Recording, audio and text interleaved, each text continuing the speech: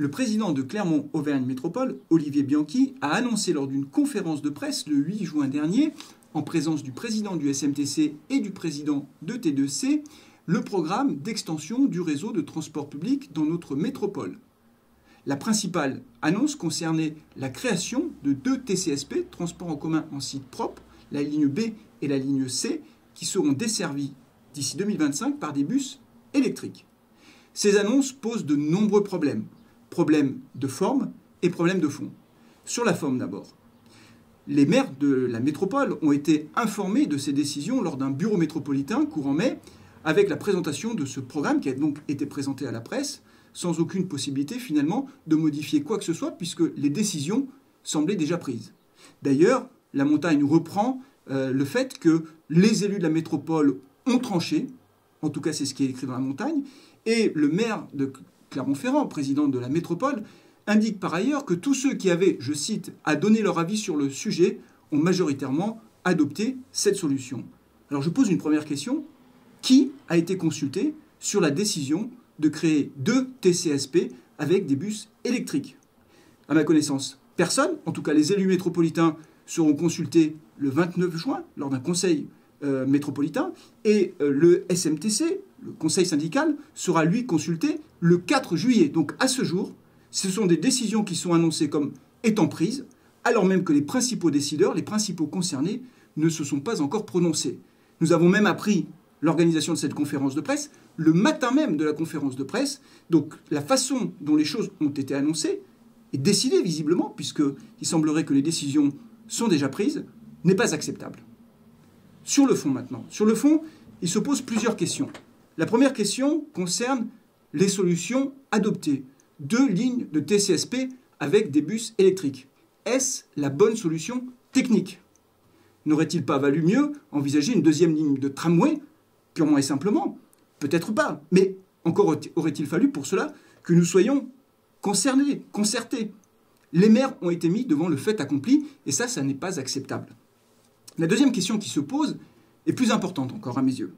Elle concerne la décision en elle-même d'investir 240 millions d'euros sur ces investissements-là. N'y a-t-il pas aujourd'hui dans notre métropole d'autres priorités? Est-ce que toutes les communes de la métropole, et en particulier celles qui sont éloignées, le plus éloignées de la ville-centre, ont aujourd'hui une desserte satisfaisante en matière de transport public? N'y avait-il pas d'autres investissements à réaliser en priorité plutôt que d'investir une somme considérable, 240 millions d'euros, sur ces 2 lignes-là? Je donne un exemple que je connais bien en tant que maire de Sébaza. Il s'agit de la zone de l'Ado. N'était-il pas préférable d'envisager une meilleure desserte, sachant que chaque jour, plusieurs milliers de salariés vont travailler sur cette zone, avant d'envisager de créer ces 2 lignes de transport en commun en site propre? Peut-être aurait-il fallu en faire qu'une et réserver un peu de budget pour réaménager certaines lignes existantes. Mais encore une fois, pour pouvoir débattre de tout cela, encore aurait-il fallu que nous soyons concertés sur ce sujet. Et je suis sûr que plusieurs maires de la métropole, d'ailleurs, auraient bien aimé qu'on puisse savoir si oui ou non ils n'avaient pas envie d'améliorer leur desserte. Alors bien sûr, il y a eu une consultation sur la mobilité, mais sauf erreur de ma part, je ne crois pas que les élus aient encore eu leur mot à dire sur ces décisions qui ont été prises.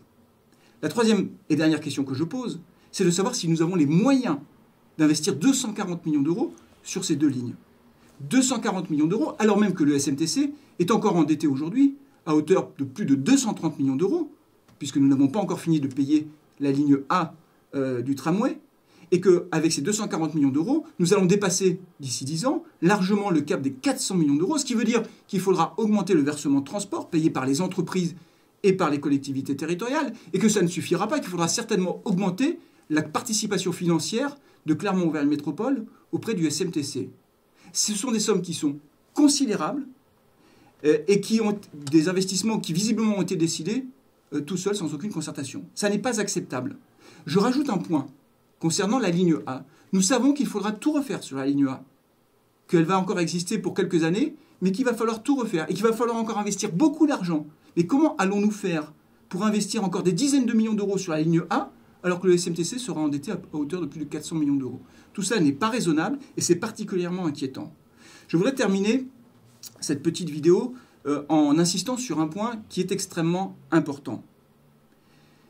Moi, en tant que maire de Sébaza, je ne me prononce pas et je ne me mêle pas des affaires des autres communes.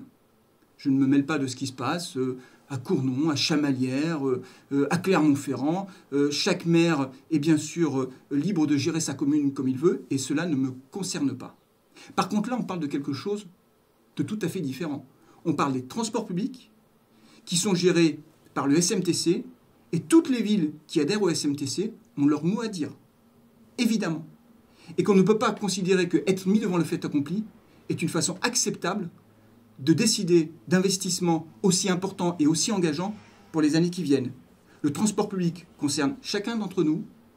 C'est un sujet qui est éminemment important dans la mobilité quotidienne et on ne peut pas accepter que cela se fasse, encore une fois, sans que l'ensemble des élus puissent décider de quoi que ce soit.